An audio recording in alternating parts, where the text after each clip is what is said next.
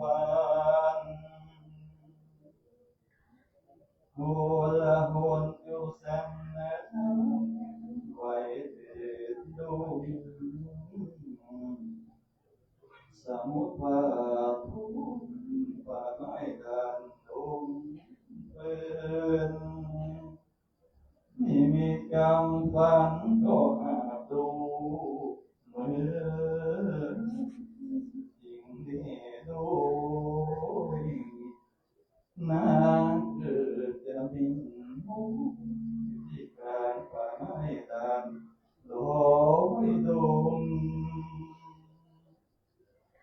นางไปสวหาหงและลูกผู้แห่งห้องไหลโสนการน้อยลงเป็นธรรม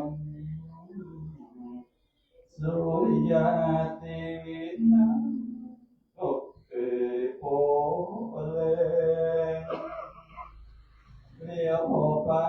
ตามใดคือบ่มีแสงตะวันพอลุ่งแรงลำห้องทุกตำนะเขาก็พอมืดจำอยู่บ่อยบ้านนี้ก็มาขอตรงตันเจ้าเมื่อใส่กาบแล้วเทศนาทำไปสาธุสาธุธรรมานุกรรมปัจจังอาราธนังกะโตมาขอแสดงความนับถือท่านพระครูวิโรจน์ชยาพรด็อกเตอร์พร้อมด้วยคณะสงฆ์สามเณรวัดโบสถ์น้ำดิบทุกรูปวันนี้เป็นสายบุญเป็นสายใยเนื่องด้วยวัดโบสถ์น้ำดิบนำโดยท่านพระครูวิโรจน์ชยาพรด็อกเตอร์ได้มาร่วมเป็นเจ้าภาพเจ้าศรัทธากับนางศรีไพสุรินทร์ตุ้ยเด็กชายสิทธินนท์สุรินทร์ตุ้ยพร้อมด้วยร้อยตรีปรีชาคุณบัวคำวิลึกคุณเดชฤทธิ์คุณพินทิพย์เพ็ญญาหลวงและญาติพี่น้องทุกๆคนมาร่วมกันบำเพ็ญบุญบำเพ็ญกุศลค่ำคืนสุดท้ายแห่งการจากไปของพ่อขานสุรินทร์ตุ้ยสิริอายุรวมได้61 ปีได้จากบรรดาลูกบรรดาหลานญาติพี่น้องไปอย่างบ่มีวันกลับดังนั้นทุกๆคนมาในค่ำคืนนี้เป็นทั้งญาติธรรมเป็นทั้งญาติสายโลหิตเกื้อกูลเอื้อเฟื้อกันมาโดยตลอดและมาระลึกถึงคุณงามความดีของผู้ตายที่ท่านได้สร้างได้บำเพ็ญไว้มายังคนและมาปรงสังขารชีวิตของตนเองว่าชีวิตของเรานี้ก็มีแค่นี้คือมีความตายเป็นที่สุดนั่นเองเมื่อปราศจากลมหายใจแล้วร่างกายนี้ก็บ่มีความหมายดังนั้นแล้วทุกคนทุกท่านมาในค่ำคืนนี้ก็มาปรงสังขารชีวิตของตนเองดังนั้นจึงใช้ชีวิตอยู่ด้วยความประมาทวันนี้ตนตัวธรรมภาพได้รับอาราธนาจากท่านพระครูมาเทศนาธรรมเนื้อธรรมมหาจากเวสสันดรชาดกการมัททีท่วนเก้าซึ่งอาตมาภาพจะเทศต่อไปเป็นลำดับสืบไปเนิ่นศรัทธาทั้งหลายน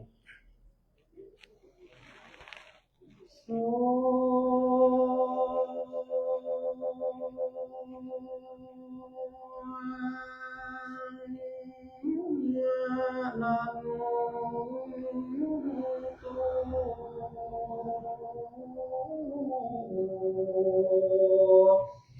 โอนะโต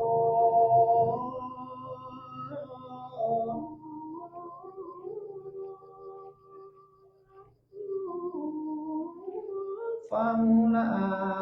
ฟังละสาธาลาย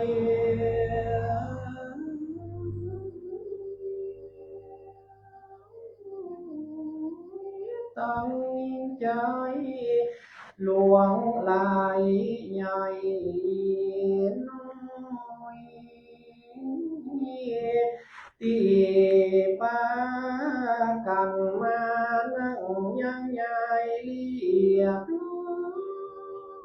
ยก็เอ็นฟัง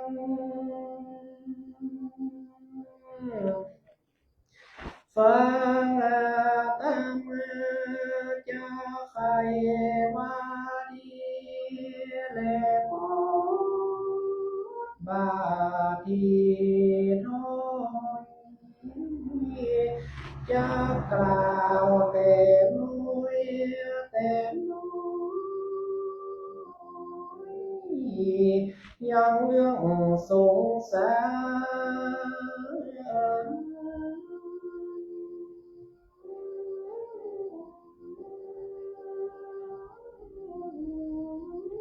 อันว่า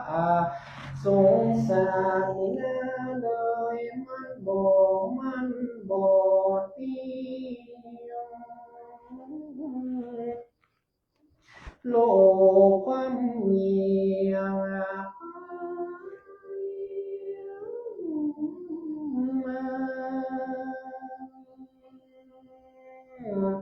โลภตาแต่เพราะว่าสังขารแต่งเต็มสัตว์ใหญ่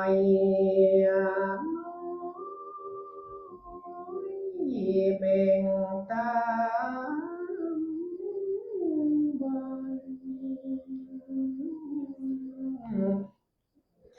เพราะว่ามัน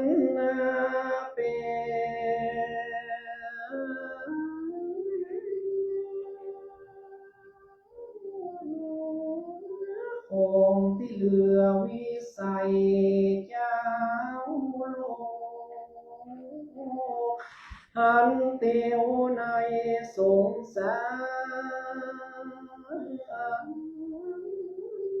บ่มีภัยจากปาลิมานั้นยุคคนเหล่านี้ได้โดยการเจ็บเป็นหนาวเย็นเมื่อยไข้สัพพะโลกนั้นหมด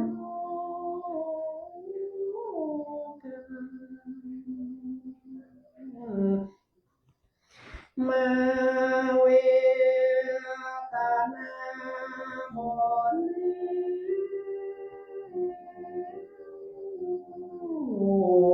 อะไร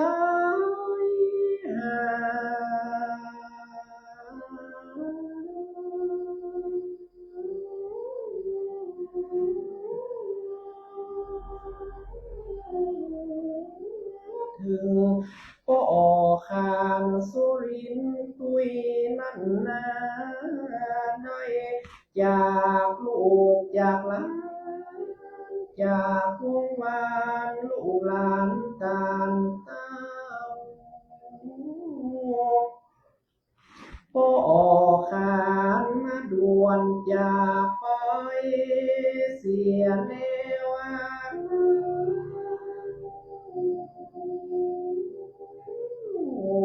อายุได้61 ปีพอดี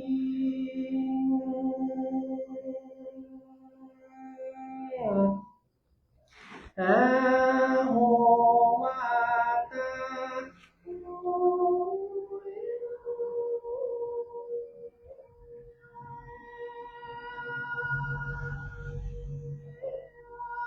โน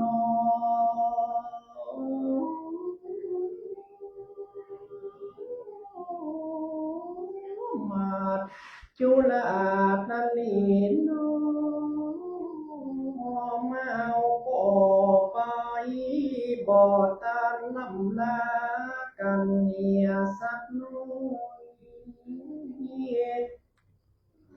เน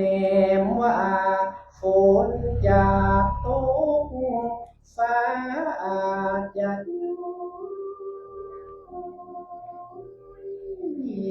ได้ลำลากันสักหน่อยก็ยังดี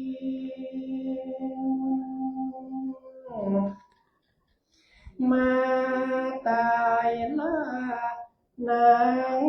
สีไพสุรินตุย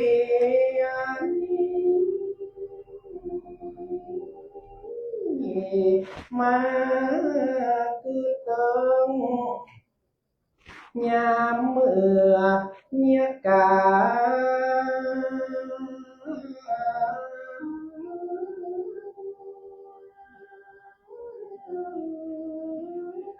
สอเงินสอคำเลี้ยงลูกน้อยสร้างฐานะบ้านจงใหญ่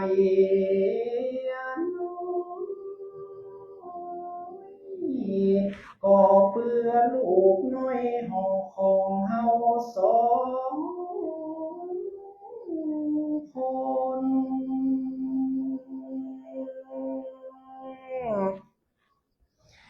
ป่อมาด่วนจากไป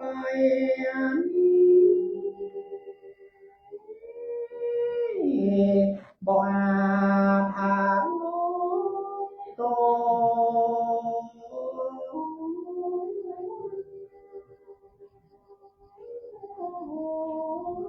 เป็น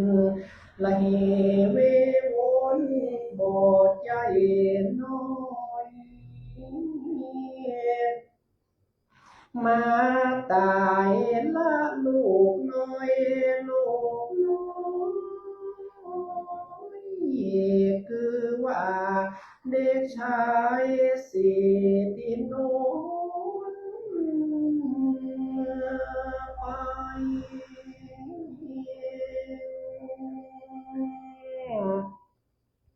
ขอบุญกุศลนั้นจงเป็นปัจจัย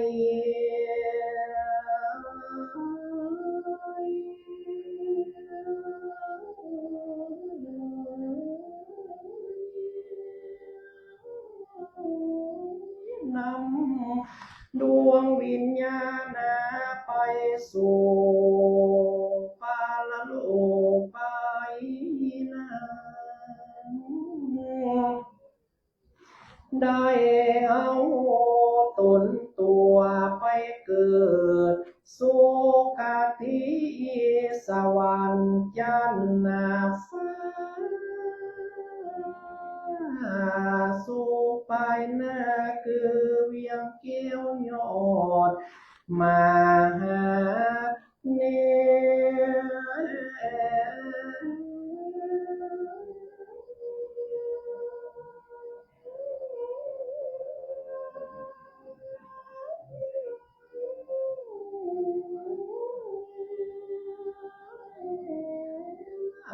ปานเลนะ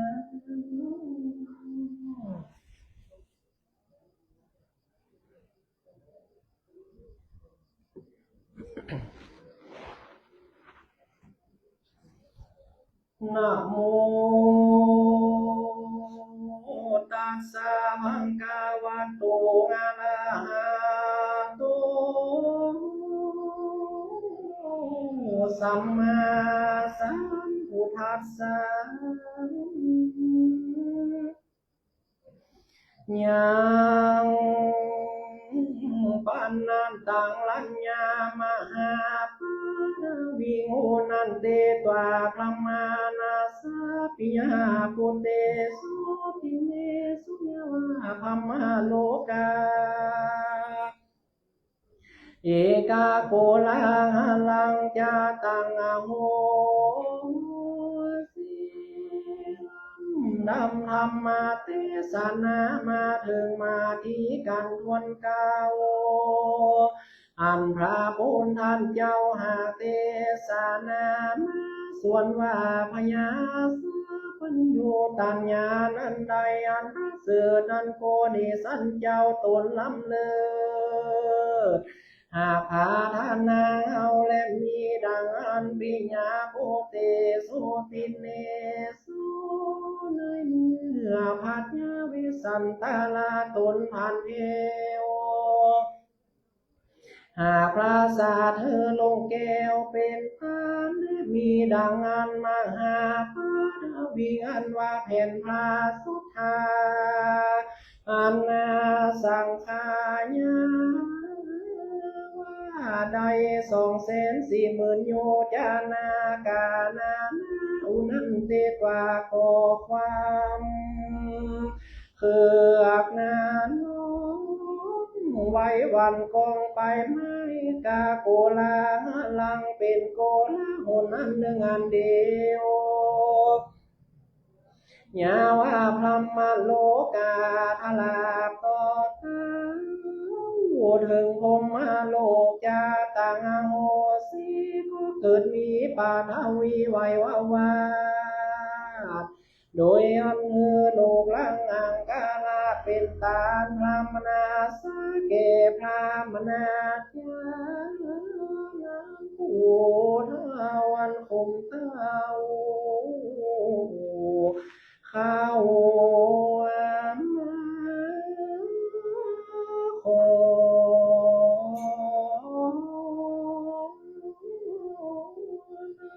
แลปิจาทิตยา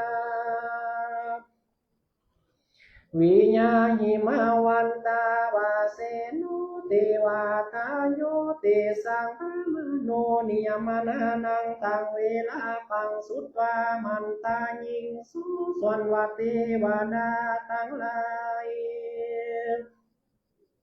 ส่วนว่านางลาจามาทีก่อนยินเสียงแหบไห้แห่งแก้วแก่นไทยสองสักเหตุวันพาที่มีมาเทวดาจิงออกปากจากกันว่าดังนี้พิวานางลาจามาทีตนหนุ่มเนาสาเด่นเข้ามาสู่สารเมื่อยามวันดังงานล้อบ้องหันทรงโสพันพี่น้องให้แห่งองศาลานางพญากอดยังให้ทำหาเล่ากันว่านางรู้เล่าว่าพาลูกเต้าเป็นตานางกอดยังเล่นไปตามรอยตีนั่นใหญ่อานาโน้ข้าคอยเล่นไปหานางพัดแล้วก็จังใดลำบากเศร้าเวยตุ้งยากเหลือใจเจ็นเล่เทวดาจากกันสันนีแล้วจริงบางคำเทวามุสามตนพิเศษว่าดังนี้ว่าสูตรเจ้าตั้งหลายจงไปมีเป็ดเป็นเนื้อเนสามตัวอันมีโลกเพิ่งตัวเพิ่งขาเพียเป็นดังจังเต้นกันกราบแต่นี้ลีตนหนึ่งเป็นดังราชสีมีอำนาจตนหนึ่งเป็นดังเสือโคงอาบนาเงาคนตนหนึ่งเป็นดังเสือเหลืองโยนเผาผาตัวกายาบเลือนไว้นอนเนืองไฟควางตัดตีข้างหนทางอันนางราชมาทีอย่างนั้นกิเลสเทวตองก็มีเลลาจมาทีอาทเตตาโยเทวปุณตาส่วนวัเทวบุตรสามตนเวเศษนั้นนางน้อยนาเนลาจมาทีวอนขอ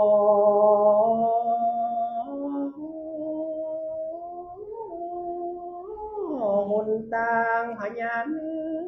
อต่างลายก็เล็งดูเวลาการเจ้งส่งจริงเป่งจงหนตางนางลาจมาทีมาสู่ในแก้วปูสาลวันนั้นเลนาลาจรุตี ในกาลนั้นส่วนว่านางลาจะมาทีสลีแก่นไทยนางก็ลองลำให้เล่นไปปานโดยล้านสามีพระจันทร์เรืองลายสายส่งนางตาก็ลองเตียวหายังส่งโซฟาบ่เวนเคยเล่นเล่นแต่ที่ใดนางก็เล่นไปหาสาสายเป็นต้นว่าตายล้มไม่จุมโพนางกอมไปดูตุงสาหลอกติ้งข้างขอกอาสัดลมริมจมโคมแหล่ลมน้ำตีไก่กามโบคารณีตาน้ำนาตีหวยหาตุ้งตีนตาเที่ยวพายอมล้อมข้าเลือเคือคุ้มต้องหวยลุ่มแหล่บนดอยนางก็ไปค่อยลอดเลี้ยวก็มหันลูกแก้วเมตั้งได้เม่นลมไม่โปสายลมไม่นี่โคตรลมไม่แก้วโกตาการนางก็เอาตนไปจุงยืนจำทุกที่นางก็ไปคุยเล้งหาก็มหันสองโกตาเกณฑ์ไทยเส้นโศกไม่วอนสวงมากนางและนายกายาโน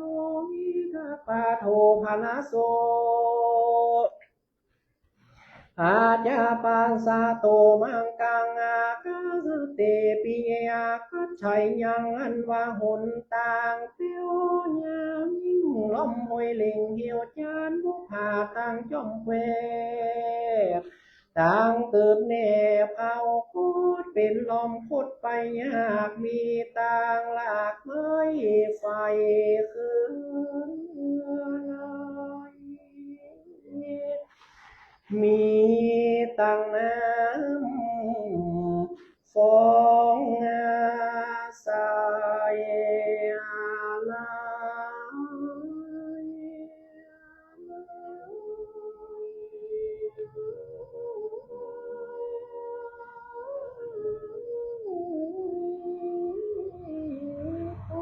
ตาลมหุยหาผาผู้มีตังก้อนหินกุ้มกิ่งเปลือกได้เอาไม้เท้าเป็นเพื่อนเป็นเลงเหียงสาเก่งเตียวมื่นตั้งเส้นเดินก็บ่มีเพราะว่ากิเลวงโคตรหนต่างพูดลุนนาโลเตียวสุนสอดยาวไกลหนต่างได้จังหม้อเข้าไกลล่อต่อสารนี่แหละจาลาเจ้าตีส่วนว่านางลาจะมาที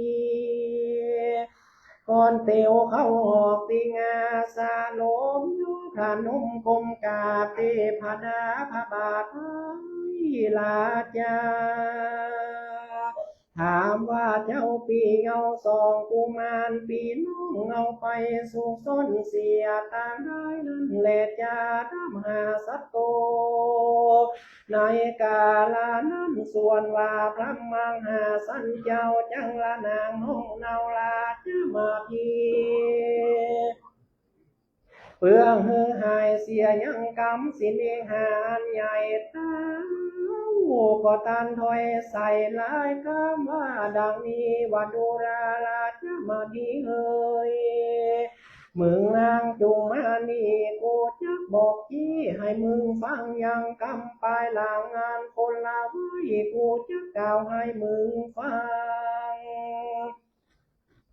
เจออันว่าจังปังจังนี้เสียเถื่อนเพราะว่าจังกูเพื่อนบ่มีลายคิ้วคนใจเลียนลำลูกเมียมีจู้ก็เพื่อหัวใจนี้ราชาสีจังนี้เสียด้วยก็เพราะว่าโดยอันนั้นบ่มีโลกเลวปองทำป่าจังนี้เสียน้ำก็เพราะว่าน้ำมันนั้นบ่มีเพื่อตมสาลมลุงสินจางนี้เสียคู่ก็เพราะว่าคู่นั้นเงาใบลุงจากนี้เสียจากต้นไม้ก็เพราะว่า โดยไม่บ่มีโลกลวงอะไรกว้างทาลายจึกมีเสียเราก็เพราะว่าเสือคงเท่าไตตัวโจงราชาหงจังนี้เสียจากสาระก็เพราะว่าสาระอันนั้นบ่มีน้ำและดอกบัวแม่หญิงมันจักหนีเสียโอ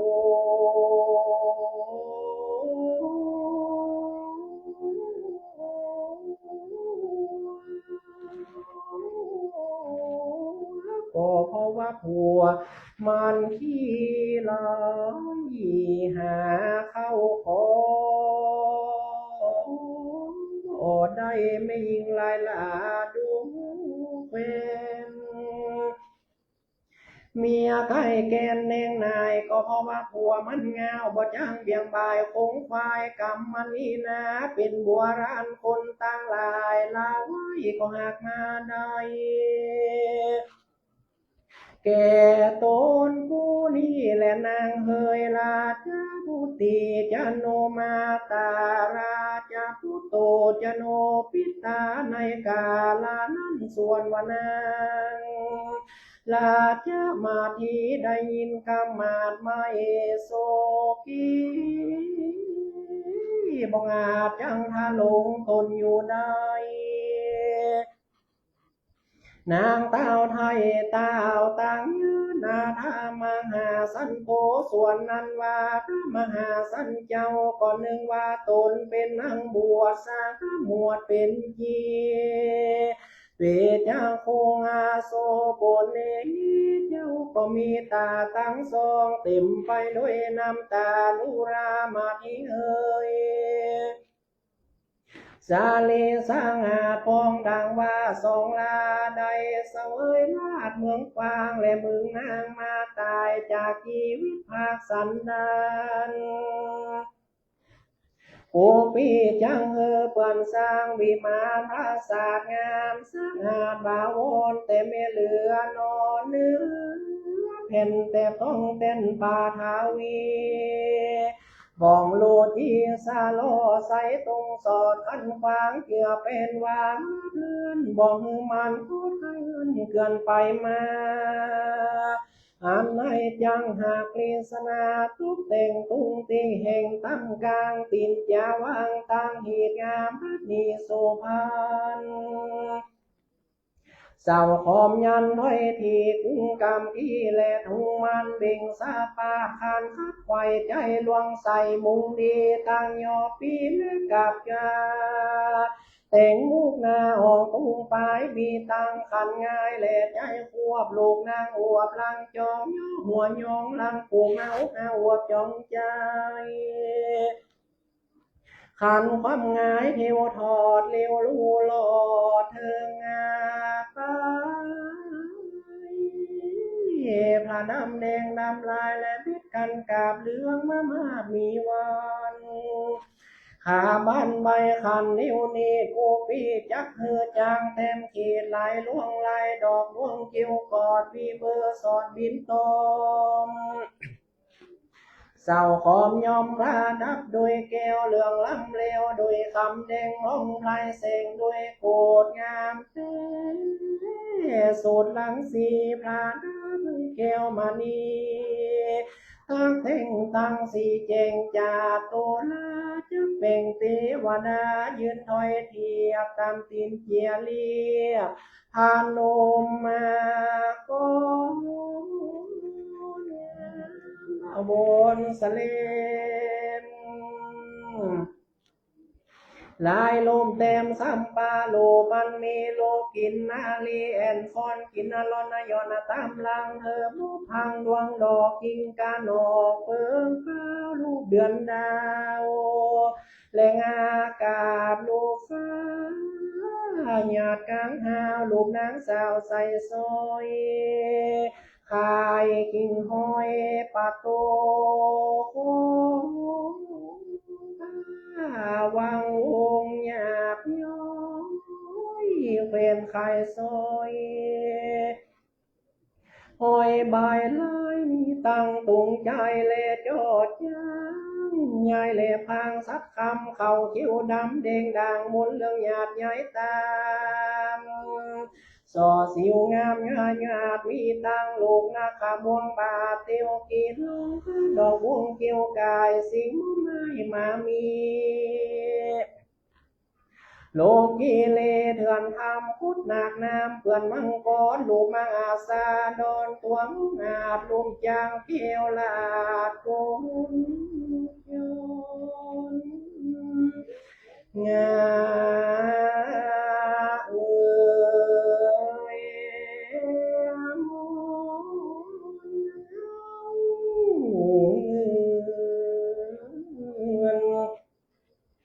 เใหญ่น้อยเพื่อนฟ้าไปมีโดยพระการดังกล่าวมานี้แล้ววงพี่จังเต่งไฟมั่งแก้วเล่นตามดินมุ่งจังปลาหล่อบินเร็วเล่นบอกไฟจังเส้นเสียงข้าลูกไฟลงมาลงกวางคงห่างเต้นตวงบ้องไฟลงกวางเต้นกวางจับหลังใจบ้องไฟลงหัวพายสีส่งบ้องไฟโลบไฟย้อนจำบนบ้องไฟโลบแหลกโยนนาคาเปิบเล่นพระเปิบเลยเล่นโอมาพูน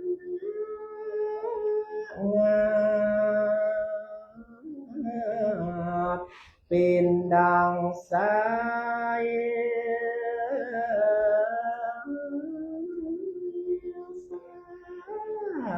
ฟ้า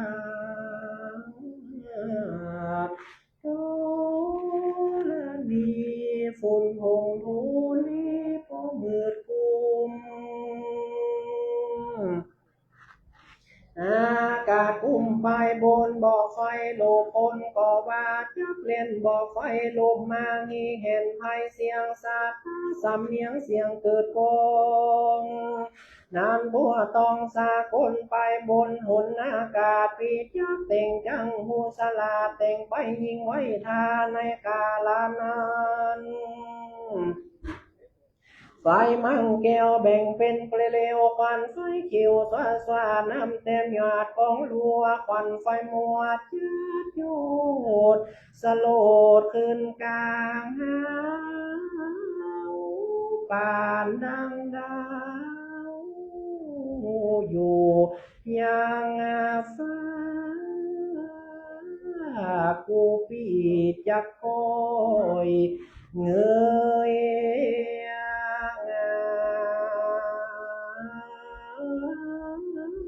เมียงหน้าพอเล่าเล่งโดขึ้นพระผู้ตรงลงมาพระพลังเป็นผู้หลังไหลตามเป็นไฟงามยอมดอกปันนังเข้าตอกเต้นพับหายไฟสงายดอกน้อยปีดอกซอยเจดโยนสาโบกล้นลงแต่ไฟมั่งแก้วแยกเป็นเปล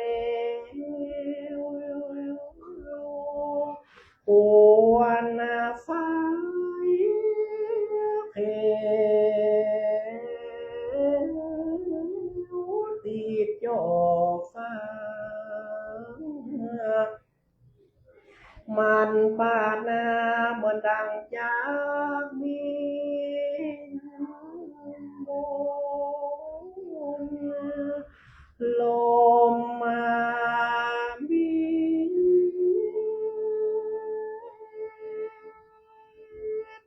เ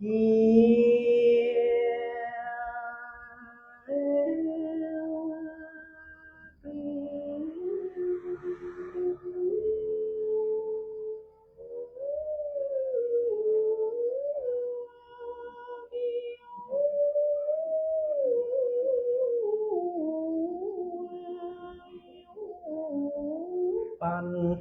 กล้าวเหมือนดังมายกเอา ดเจ้าภาษาสนาเจ้าแม่เมืองบนกระทำการสันมีเลวจริงจังเป็นบัวลานทรงสาการนั่งพญามาแต่ก่อนแลนา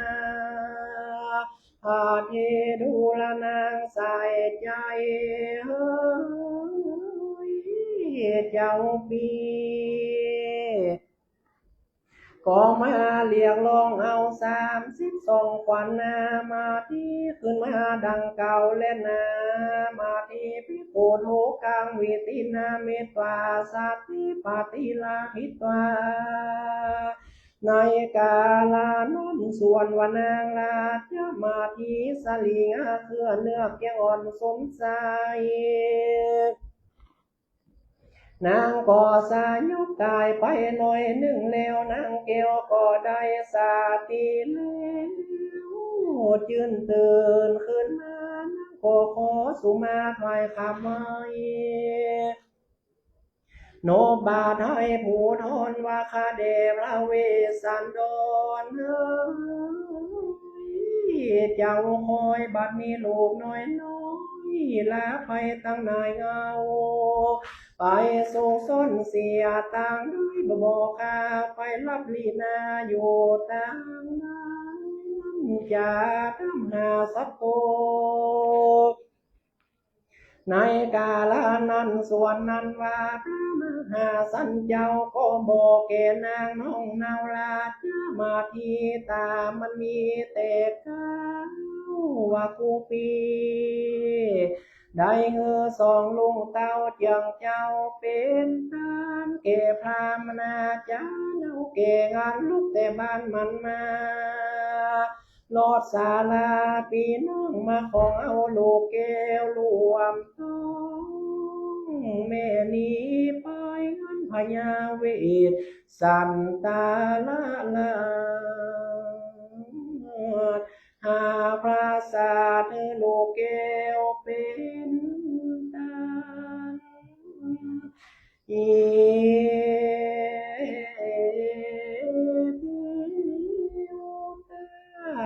ปากกาเลนก็มีโดยหากากล่าวมานี่แหละนะ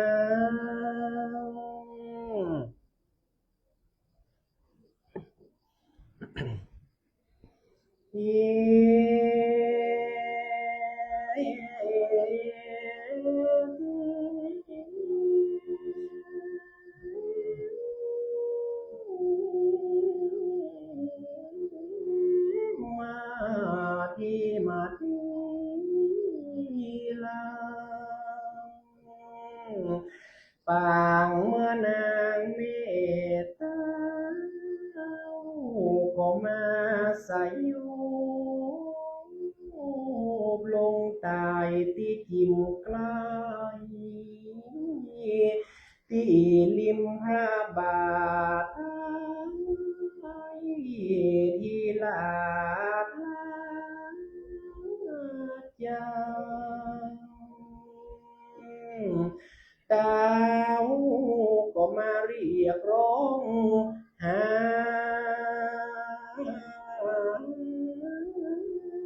ขวัญภาลิยาเมียรักยิ่งชายาว่ามา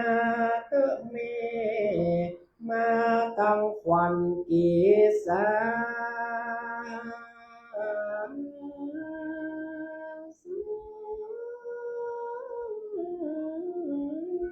ตั้งขวัญโมคาตัวลาคู่เก็มมางามจานเล่มจืนใจ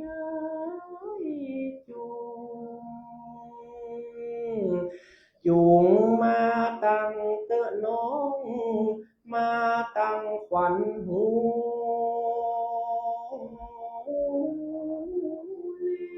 เดนาขวัญข้างขวัญยกย่างย่างเตียวบาท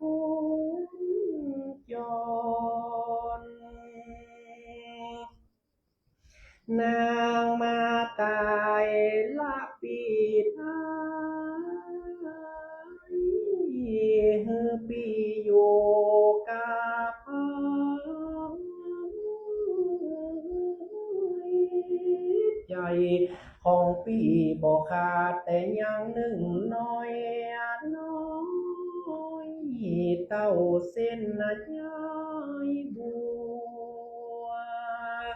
โกปีตนเป็นนาหัวนำเรียกร้อง32 วันมาที่นุจจานาถน้องจุงรีบแล้วมาเวสสันดรก็นำตนกันทีมาหล่อเมียน้อยนอสายย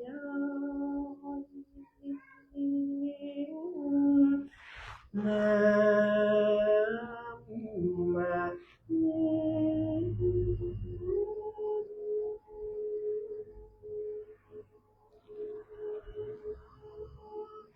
สาย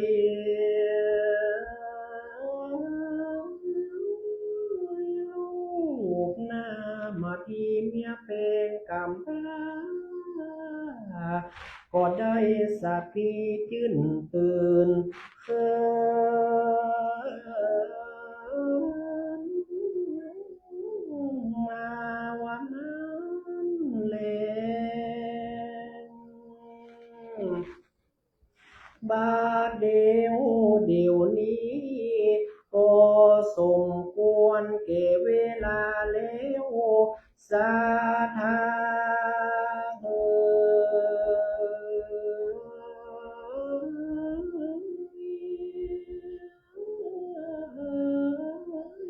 เพราะว่าเวลามันห่วงเลยมาบอดใจน้อยขอลำลาศรัทธา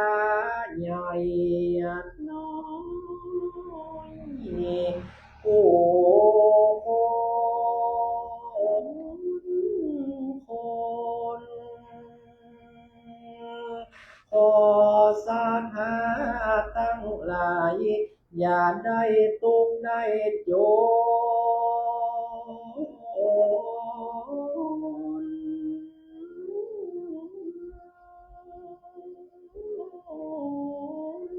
สัพพะละเหเวโวนตกเหนือออกใต้จงมี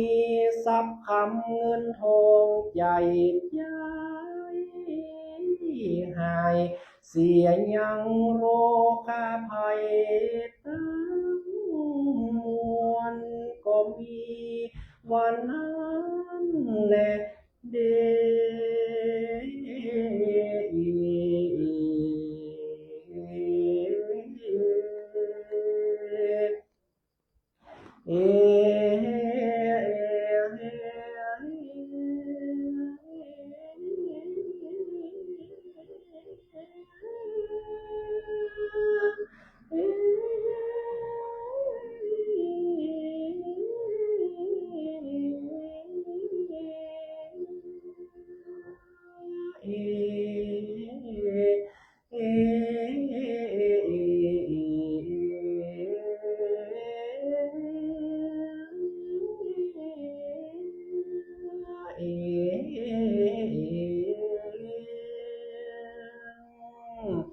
มาทิปาปังนินทิตังกิยาสังวลานาวิเศษยาองเหตุมาทิปริเชตเต็มพระจักรนา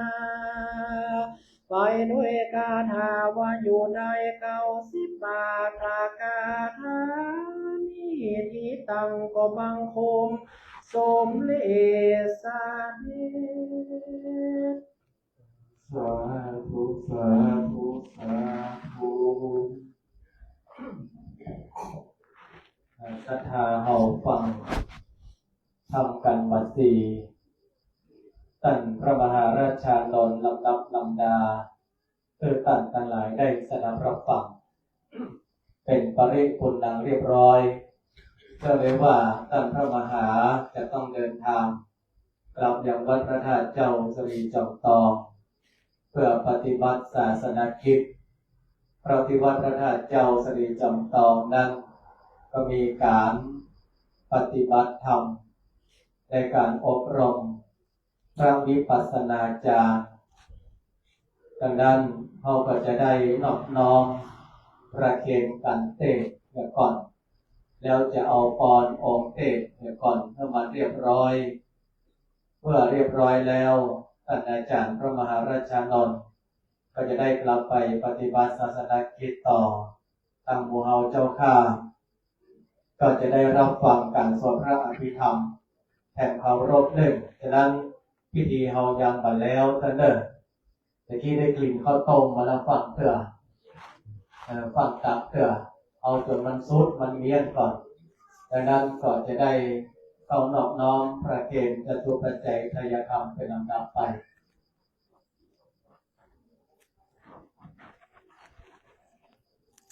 ครับในสำนักแรกนี้ขอเชิญพระองค์สิงห์ทองเกิดคำในพระองค์บานน้ำทิพย์ทั้งหมด17แต่งเข้าถวายการเพศตะกานะครับเชิญครับ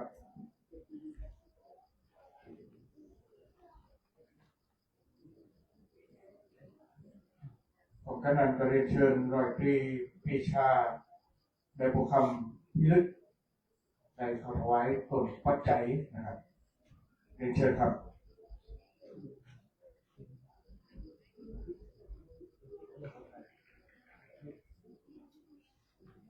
เรียนเชิญคุณคุณเพนทิพย์เพ็ญยาหลวงขอเป็นปัจจัยตัวเองนะครับเรียนเชิญครับสามแยกสีไฟสุรินทร์ตุย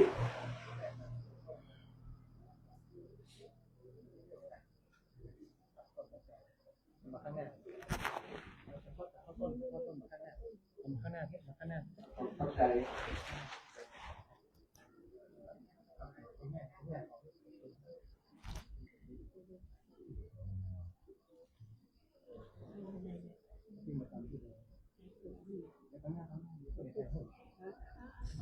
ลงมา